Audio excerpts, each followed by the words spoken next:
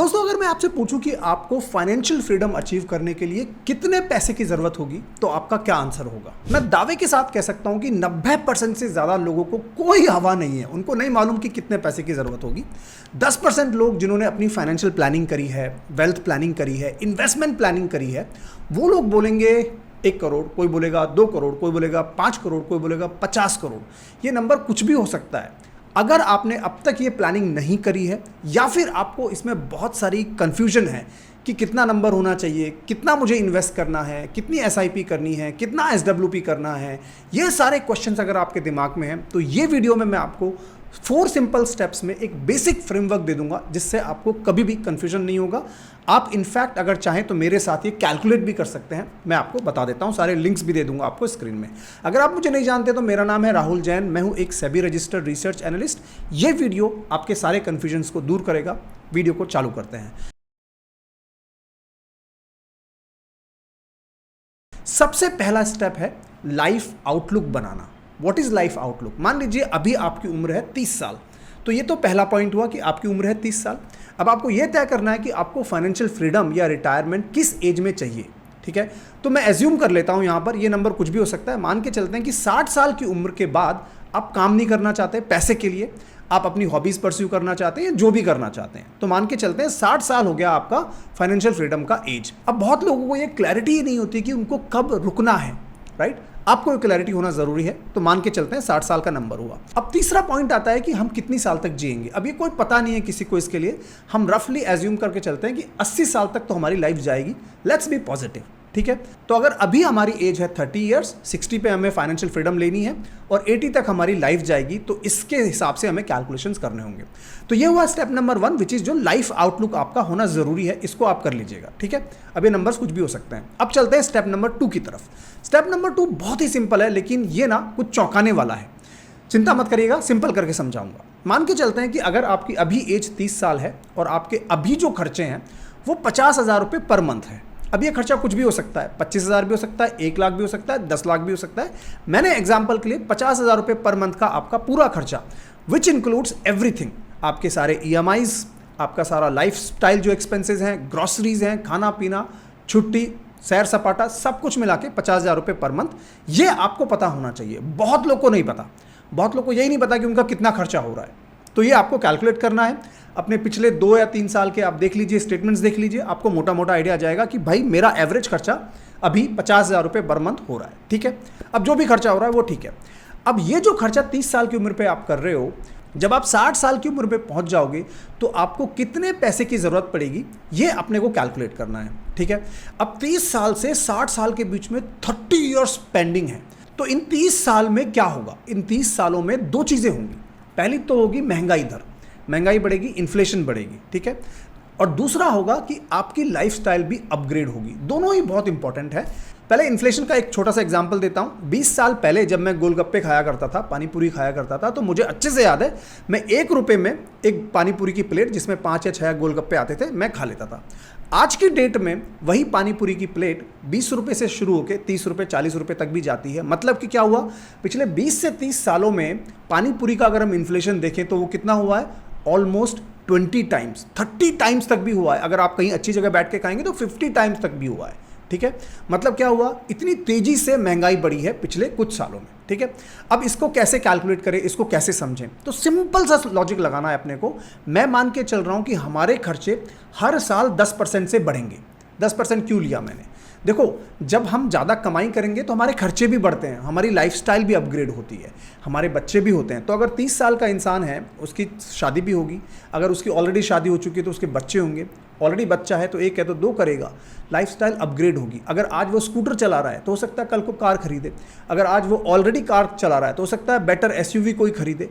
हमारी लाइफस्टाइल भी अपग्रेड होती है और साथ साथ में इन्फ्लेशन भी बढ़ती है, दोनों का इंपैक्ट आता है। तो इसीलिए कैलकुलेशन के लिए मैंने मान के चला है कि हर साल मेरे एक्सपेंसेस 10% से ऑन एन एवरेज बढ़ेंगे। अब ये कुछ भी हो सकता है, फिगर आप अपने हिसाब से लगा सकते हैं। अब हमें करना क्या है, हमें सिंपली इस वेबसाइट पे जाना है जहां पर एक इन्फ्लेशन एडजस्टेड कैलकुलेटर है, सेबी की वेबसाइट है ये। ठीक है, 50,000 रुपये मैंने यहाँ पे डाले, एनुअल इन्फ्लेशन रेट मैंने 10% डाला, जिसमें मैंने मेरे लाइफस्टाइल की अपग्रेड वगैरह सब कुछ डाल दिया इसमें। ठीक है, 30 साल का पीरियड लिखा।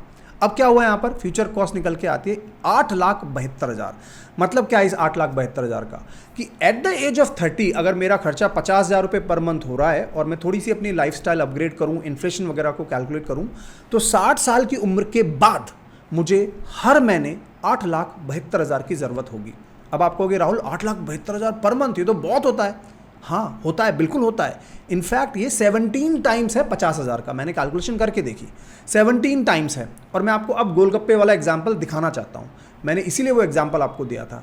भाई जब एक गोलगप्पे की रेट पिछले 20-30 साल में 20 गुना 30 गुना बढ़ सकती है, तो 17 टाइम्स तो बिल्कुल हो सकता है।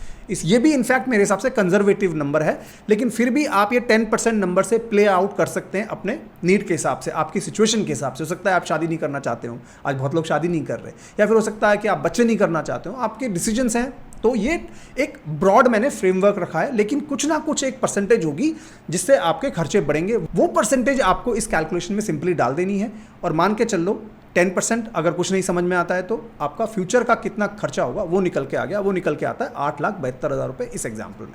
तो ये हुआ स्टेप नंबर 2, हमने हमारे एक्सपेंसेस को मैप आउट कर लिया। अब बढ़ते हैं हमारे स्टेप नंबर 3 की तरफ। अब ये 8,72,000 रुपये हर महीने मेरे पास आएंगे कहाँ से? अगर मैं 60 साल की उम्र पे रिटायर हो गया तो मुझे 80 साल तक जीना है, अगले 20 साल तक के लिए 8,72,000 रुपये पर मंथ मेरे पास आएंगे कहाँ से? ये बड़ा क्वेश्चन है। तो इसीलिए स्टेप 3 है कि हमें 8,72,000 रुपये हर महीने चाहिए। अब ये कहाँ से आएंगे? इसके लिए हमें एक कॉर्पस बिल्ड करना है, मतलब हमें एक म्यूचुअल फंड का पोर्टफोलियो या एक एसेट्स का एक पोर्टफोलियो हमें बिल्ड करना है। और वो पोर्टफोलियो कितना होना चाहिए, उसकी अमाउंट क्या होनी चाहिए, जिससे कि हम उस अमाउंट से विड्रॉ करते रहें और 20 साल के लिए हमारा काम चल जाए। ठीक है, वो कैसे कैलकुलेट करना है? बहुत सिंपल है, उसके लिए भी मैंने एक कैलकुलेटर लगाया है, उसको मैं आपको दिखाना चाहता हूं। तो इसको कहते हैं systematic withdrawal plan calculator, SWP। ये आप जाकर वेबसाइट पे कहीं भी डाल सकते हैं। मोटा मोटा कैलकुलेशन क्या निकल के आता है, अगर मुझे 60 साल की उम्र से 80 साल की उम्र तक 8,72,000 रुपये हर महीने मुझे विड्रॉ करने हैं, तो वो नंबर मैंने यहाँ डाल दिया मंथली विड्रॉल में। ठीक है, 20 साल तक के लिए विड्रॉल करना है मुझे, ठीक है, वो यहाँ डाल दिया मैंने। तो उसके लिए मुझे कैलकुलेट करना होगा कि कितना इन्वेस्टमेंट मेरा होना चाहिए 60 साल की उम्र पे। 60 साल की उम्र पे मेरा पोर्टफोलियो क्या होना चाहिए? ये नंबर निकल के आता है 11 करोड़। घबराइए मत, मैं सिंपल करके समझाऊंगा और ये 11 करोड़ कैसे बनाना है वो भी सिखाऊंगा। कोई बहुत रॉकेट साइंस नहीं है, ये नंबर्स अभी आपको बड़े लग रहे हैं क्योंकि हम लोग बहुत ज़्यादा फ्यूचर की बात कर रहे हैं अभी, लेकिन इनको प्रेजेंट वैल्यू में लाएंगे ना तो बहुत सिंपल हो जाएगा और ये नंबर बड़े दिखेंगे ही नहीं आपको। सो डोंट वरी, 11 करोड़ अगर मेरे पास होंगे 60 साल की उम्र पे, उसको मैंने अगर 8% पे भी ग्रो कर लिया, 8% मैं मान के चल रहा हूँ, कहीं मान लीजिए थोड़ा सा ज़्यादातर उसमें FD ले ली मान लो, या कुछ फिक्स्ड इंस्ट्रूमेंट ले लिया, थोड़े बहुत म्यूचुअल फंड्स ले लिए जो कि बैलेंस एडवांटेज टाइप हों या डेट या हाइब्रिड टाइप के हों, जिनमें रिस्क बहुत कम हो, क्योंकि ये पैसा ऐसा है कि हम इसको लूज़ नहीं कर सकते और हमें ये भी चाहिए कि ग्रो भी हो, जिससे कि हम जो विड्रॉ करें उससे हमारा काम भी चलता रहे और ये पैसा ग्रो भी होता रहे। तो बहुत ज़्यादा ग्रोथ भी नहीं चाहिए क्योंकि हमें उसके बाद 20 साल रहना है। ठीक है, तो मैंने माना 11 करोड़ और 8% से अगर ये ग्रो कर जाता है तो क्या होगा, 20 साल तक मैं 8,72,000 रुपये विड्रॉ कर पाऊंगा। ठीक है, और यहाँ पर पूरा दिखाया मैथ्स की 20 साल के बाद यानी 80 की एज पे मेरे पास फिर भी 2,48,00,000 रुपये फिर भी मेरे पास बच जाएंगे। उसके बाद अगर मैं जिया थोड़ा तो ठीक है, अपना काम फिर भी चल जाएगा। ठीक है, ये मोटा मोटा मैंने कैलकुलेशन लगाया। तो ये हुआ स्टेप नंबर 3, जहां हमें ये कैलकुलेट करना है कि हमारा कॉर्पस कितना होना चाहिए। 11 करोड़ का यहाँ पे निकल कर आया है, हो सकता है आपके लिए नंबर कुछ भी हो। और 8% की मैंने एक्सपेक्टेड रेट ऑफ रिटर्न रखी है कंजर्वेटिव होके, क्योंकि 60 साल की उम्र में मैं आके स्टॉक मार्केट में तो पैसा पूरा लगा नहीं सकता। 8% के कंजर्वेटिव मैंने यहाँ पर लेके चलिए। अब इसमें भी मैंने एक चीज़ को कंसिडर नहीं करा है, वो एडवांस्ड एक फीचर है, कभी एडवांस कैलकुलेशन करेंगे तो समझाऊंगा। क्या है कि देखिए 8,72,000 रुपये पर मंथ जो मैं निकाल रहा हूँ 60 से 80 साल के बीच में, 60 से 80 साल के बीच में भी तो इन्फ्लेशन होगा। 8,72,000 जो मैं 61वें साल में निकालूंगा पर मंथ, क्या 62वें साल में उसकी वैल्यू वही रहेगी? नहीं, वो भी बढ़ेगी। लेकिन मैंने अभी उसको इग्नोर कर दिया है, वरना बहुत ज़्यादा कॉम्प्लिकेटेड हो जाएगा। अभी अपन सिंपल रखते हैं, वो एडवांस कभी क्लास लूंगा उसमें समझाऊंगा आपको मैं। ठीक है, अभी तक वीडियो पसंद आ रही तो लाइक करके कॉमेंट्स डालते जाइएगा, थैंक यू कर लिख दीजिएगा, मेरे लिए मोटिवेशन हो जाता है। बहुत सारा एफर्ट लगता है इस सबको आपके लिए सिंपल लैंग्वेज में प्रेजेंट करने के लिए। ठीक है, तीसरा स्टेप होपफुली क्लियर हो गया होगा। अब चलते हैं हमारे चौथे स्टेप की तरफ, क्योंकि ये जो 11 करोड़ है ना, ये बहुत बड़ा नंबर लग रहा है अपने को। तो चौथा स्टेप क्या है? चौथा स्टेप है, इसको सिंपली हम ब्रेक डाउन करेंगे कि हम 11 करोड़ का पोर्टफोलियो बनाने के लिए क्या करें, क्या हमारी इन्वेस्टमेंट स्ट्रैटेजी होनी चाहिए। तो इसके लिए मैं आपको 4 सिंपल ऑप्शन बताने चाह रहा हूं जो कि बहुत सिंपल है। हर कोई इसको यूज़ कर सकता है। Let's go through one by one. तो 11 करोड़ का पोर्टफोलियो बनाने के लिए हमें क्या करना होगा एट द एज ऑफ 30, वहाँ से चालू करते हैं। तो आपका ऑप्शन नंबर 1 है कि आप 30 साल की उम्र से अगर हर महीने इन्वेस्ट करें कुछ पैसा, तो 60 साल तक 30 साल में वो ग्रो होगा। किस रेट से ग्रो होगा? मैं एज्यूम करता हूँ 12%। ये एजम्पशन है, कोई गारंटी नहीं है 12% से ग्रो करे ना करे, लेकिन मैं मान के चलता हूँ 12% से ग्रो करेगा ये, ठीक है। तो 30 साल की उम्र से मुझे हर मंथ 36,000 रुपीज़ मुझे इन्वेस्ट करने होंगे। कहाँ इन्वेस्ट करने होंगे ये अभी बात की बात है। अगर मैं 36,000 रुपीज़ पर मंथ इन्वेस्ट करूँ 30 साल के लिए और 12% से वो ग्रो हो जाए, तो वो पैसा निकल के आता है 11 करोड़, ठीक है। अब आप कहोगे राहुल अगर किसी का खर्चा 50,000 रुपये पर महीने है, तो क्या वो 36,000 रुपये की SIP कर पाएगा या 36,000 रुपये हर महीने निकाल पाएगा? बहुत मुश्किल है। मैं टोटली एग्री करता हूँ, बहुत लोग ये नहीं कर पाएंगे। जिसका खर्चा 50,000 है ना, तो हो सकता है वो 36,000 रुपये इन्वेस्ट ना कर पाए हर महीने, ठीक है। इसीलिए चलते हैं ऑप्शन 2 की तरफ। ऑप्शन नंबर 2 में क्या है? मैं मान के चलता हूँ कि 14,000 रुपये की आप मंथली SIP कर सकते हैं। SIP में टर्मिनोलॉजी यूज़ कर रहा हूँ यहाँ पर, ये किसी में भी हो सकता है, म्यूचुअल फंड में हो सकता है, गोल्ड में हो सकता है, कहीं भी हो सकता है, ठीक है। 14,000 रुपये पर मंथ की अगर निवेश क्षमता है हर महीने, तो क्या होगा? 12% की ग्रोथ अगर हम देखें तो 30 साल में ये ग्रो हो सकता है 11 करोड़ 18 लाख के आसपास, प्रोवाइडेड आप जो 14,000 है इसको हर साल 10% से बढ़ा दें। क्योंकि हर साल आपके एक्सपेंसेस बढ़ रहे हैं 10% से। ये एज्यूम करता हूँ कि हर साल आपकी इनकम भी बढ़ेगी, सैलरी भी बढ़ेगी, कहीं ना कहीं बोनस भी आएगा, आप ग्रो भी करोगे, अपनी स्किल्स को भी बढ़ाओगे, कहीं ना कहीं आपको सक्सेस मिलेगी। हर इंसान को मिलती है, मुझे मिली है, सबको मिलेगी। मेरी सैलरी 2004 में 10,000 रुपये पर मंथ हुआ करती थी, और जो आज मैं कमा रहा हूँ वो बहुत ज़्यादा है, उससे कहीं ज़्यादा है, ठीक है। तो हर इंसान कहीं ना कहीं अपनी ग्रोथ कर लेता है, ठीक है। तो मान के चलते हैं 10% अगर आप ज़्यादा निवेश कर पाएँ, हर साल टॉपअप कर पाएँ 14,000 को, तो भी आप 11 करोड़ 18 लाख बना पाएंगे 60 साल की उम्र में।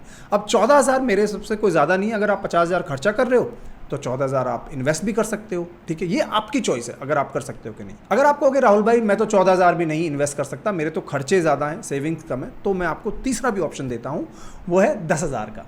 अगर आप 10,000 मंथ भी इन्वेस्ट करते हो और 30 साल के लिए इन्वेस्ट करते हो, और 12% से अगर ये एजम्पशन हम लें कि ग्रो कर जाएगा ये पोर्टफोलियो, तो उस केस में भी आप 11 करोड़ 68 लाख बना पाएंगे, प्रोवाइडेड आपको टॉपअप थोड़ा ज़्यादा करना पड़ेगा। 13% का हर साल आपको टॉपअप करना पड़ेगा। 10,000 को हर साल 13% से बढ़ाना रहेगा, ठीक है। तो ये आपका हुआ थर्ड ऑप्शन, यहाँ पे भी पॉसिबिलिटी बनती है। अब एक चौथा ऑप्शन जो उन लोगों के लिए जो बोलते हैं राहुल भाई हमने ऑलरेडी कुछ सेव करके रखा है, हमारी उम्र अभी 30 साल की है, लेकिन मैंने थोड़ा ऑलरेडी इन्वेस्ट करके रखा है, थोड़ा मेरे पास गोल्ड भी है, मेरे पास एसेट्स हैं जिनको मैं ग्रो कर सकता हूं। तो उस केस में क्या होगा? तो मैंने एक मोटा मोटा मैथ लगाया कि अगर आपके पास 21 लाख रुपए अभी हैं, ठीक है, और अगर आप 10,000 की SIPs करते हो आगे आने वाले 30 साल के लिए, तो भी आप 11 करोड़ का पोर्टफोलियो बना लोगे। यहाँ पर आपको टॉपअप करने की बिल्कुल ज़रूरत नहीं है। हर मंथ केवल 10,000 का ही आपको निवेश करना है।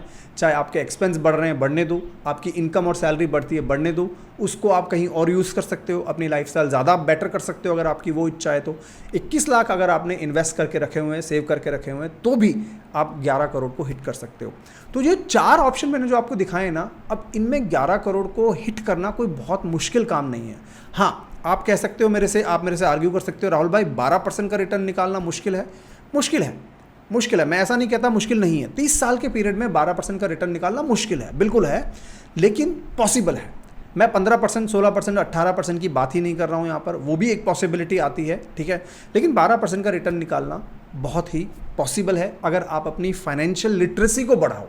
हर महीने हर वीक आप कुछ अच्छा सीखो वीडियोस के बारे में। जैसे कि ये वीडियो में आपको ये समझ में आया कि मुझे कैलकुलेट कैसे करना है। तो चौथा स्टेप जो इसमें है वो इन्वेस्टमेंट्स का है, और जितना जल्दी इन्वेस्टमेंट्स आप शुरू कर दोगे ना, वो आपके लिए उतना बेटर है, क्योंकि जितना इन्वेस्टमेंट करोगे उसके लिए आपको पहले सेव करना पड़ेगा, राइट। इन्वेस्टमेंट से पहले सेव आता है, तो जो आप सेव कर रहे हो वो आपके लिए बोनस है, पहली बात तो। और दूसरी बात, कंपाउंडिंग जब होगी 30 साल की, तो उसी में आपका वेल्थ बनेगा, उसी में आपका पैसा बनेगा, जिससे कि आप 60 की उम्र पे आके आपको पैसे के लिए काम ना करना पड़े। ये एक मोटिव है यहाँ पर।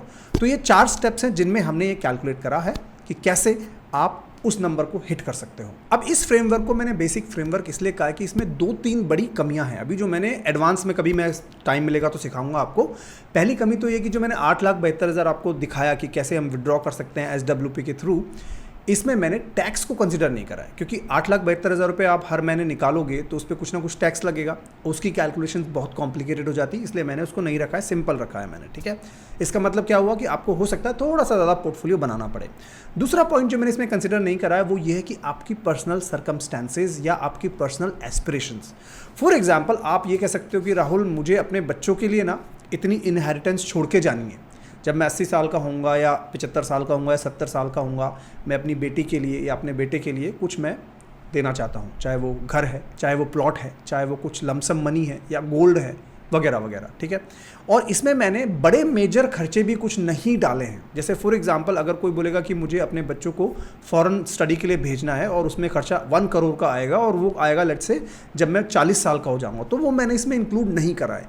मैंने मोटा मोटा 10% जो इन्फ्लेशन माना है उसमें नॉर्मल इन्फ्लेशन माना है प्लस लाइफस्टाइल इन्फ्लेशन माना है, लेकिन उसमें बहुत मोटे खर्चे अगर आपके कुछ हैं जो आप प्लान कर रहे हो, आप मान लीजिए अगर कहीं आपको वर्ल्ड टूर पे जाना है, कहीं घूमने जाना है, 30 कंट्रीज़ में घूमने जाना है, आपका ये ड्रीम है और आप चाहते हैं कि 50 साल की उम्र पे आप ये करें, तो उसके लिए आपको कितने पैसे की ज़रूरत होगी वो एक अलग कैलकुलेशन है, वो एक पर्सनल सिचुएशन के हिसाब से रहेगी। वो सारी कैलकुलेशंस मैंने यहाँ पर इंक्लूड नहीं करी है क्योंकि ये बेसिक फ्रेमवर्क है। उसके लिए आपको किसी फाइनेंशियल एडवाइज़र को रीच आउट करना होगा जो आपकी पर्सनल सर्कमस्टेंस को समझ के आपके लिए सारी पूरी कैलकुलेशंस कर पाएँ। अब मुझे आप कमेंट्स में लिखें, पहली बात तो आपके मंथली एक्सपेंसेस क्या है, क्या अब तक आपने अपनी फाइनेंशियल प्लानिंग करी है कि नहीं, डू यू नो आपका रिटायरमेंट नंबर क्या है, आपका कॉर्पस क्या है, और उस कॉर्पस के लिए क्या आप डिसिप्लिन इन्वेस्टर बने हो कि नहीं। क्योंकि मार्केट में डेली बेसिस पे आपको सुनने मिलेगा आज गोल्ड करेक्ट हो गया, आज सिल्वर करेक्ट हो गया, आज स्टॉक मार्केट करेक्ट हो गया, बहुत ज़्यादा नॉइज़ है। क्या आपने डिसिप्लिन SIP इन्वेस्टिंग चालू करी है कि नहीं, चाहे वो म्यूचुअल फंड्स में हो या चाहे कहीं और हो। इससे मतलब नहीं कि म्यूचुअल फंड्स में होनी ज़रूरी है वो, लेकिन आप वो प्लानिंग आज ही कर लीजिएगा। इस वीडियो को अपने फ्रेंड्स और फैमिली के सर्कल में ज़रूर भेज दीजिएगा, लोगों को एक क्लैरिटी होनी चाहिए कि कितना नंबर होगा। और अगर आपको इसमें कुछ समझ में नहीं आया तो कॉमेंट्स में लिख दीजिएगा, कोशिश करूँगा रिप्लाई करने की। और हाँ, अगर आपको इस वीडियो का पार्ट 2 चाहिए जिसमें हम थोड़ा ये डिस्कशन भी करें कि भाई ठीक है 12% रिटर्न्स के लिए हमें क्या एलोकेशन रख सकते हैं, 10% रिटर्न्स के लिए हमारा क्या एलोकेशन हो सकता है, 15% रिटर्न्स के लिए हमारी क्या एसेट एलोकेशंस हो सकती हैं, उन सब पे अगर आपको चाहिए कि मैं टॉपिक्स बनाऊं और इन सब पे भी बनाऊं कि मैं फाइनेंशियल मिस्टेक्स क्या जो लोग अभी कर रहे हैं, तो आप कमेंट्स में वो सारे टॉपिक्स लिखते जाइएगा। मैं आपके कमेंट्स पढ़ के कोशिश करूंगा कि ज़्यादा कमेंट्स वाले टॉपिक्स को पिक करके आपके लिए अच्छी अच्छी वीडियोज़ बनाऊँ। मैं आपसे फिर मुलाकात करूँगा, तब तक के लिए जय हिंद, जय भारत।